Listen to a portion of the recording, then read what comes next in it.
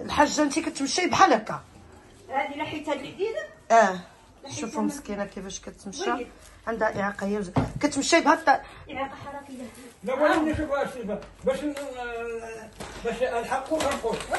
هذه تحتاج الفلوس. دابا الا ما كانش عندك هذيك ما تقدريش ما تقدرش عندي شتي. لما كنتش لابسه هذه.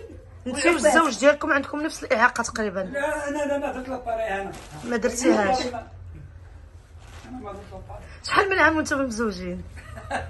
واش دابا ولدنا عنده تبارك الله 20 عام هذا العام. ما شاء الله. تحويل. هاد الاعاقه اللي عندك ما تزاديتي بها ولا؟ لا ما تزاديتش بها بنت عامين. قالت لي امي عندك عامين، ولكن انا ملي عقلت لقيت راسي هكا. ملي عقلتي لقيتي راسك وانت با الحاج. انا هكاكني الوالده، انا ما عقلت قالت لي الوالده تنتمشى وقيسني داكشي بامر الله. وجمعتكم القدره سبحان الله وتلاقيتوا وتزوجتوا.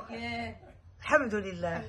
شوفي قصه جد مؤثره. لحظات ونلقاك. الوالدين ماتوا ما كاين فين تمشي لا هك لا هك. انا كنت نجي زعما هنا عند سيدنا الله ينصرو كان ولي العهد. نعم. هذا محمد السادس كان ولي العهد، كان تيستقبل المعاقين يستقبل. نعم. ولكن ما سهمش يلاه من ماتوا الوالدين ما قلت ما كاين ما رجع ندير انا بوحدي في الدار. شحال من عام وانتم مزوجين؟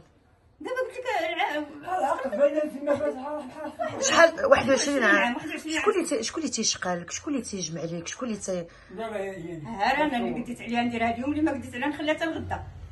انا اللي كملت الاعاقه ماشي شي حاجه كثيره، هي اللي كثير هو باش داتني الهشاشه الله ينشيك. لا اله الا الله. كان عندي روماتيزم اللي مشى خلى لي فيا الهشاشه. هذا هو البيت فين عايشين؟ هادشي بات هاد مولات الدار ولدها اللي عيط لكم. نعم. ربها مسكين هو اللي تساعد معنا في هاد السفينه هذه ب 14000 ريال الشهر، والدوره عاطياه لنا هي بنته.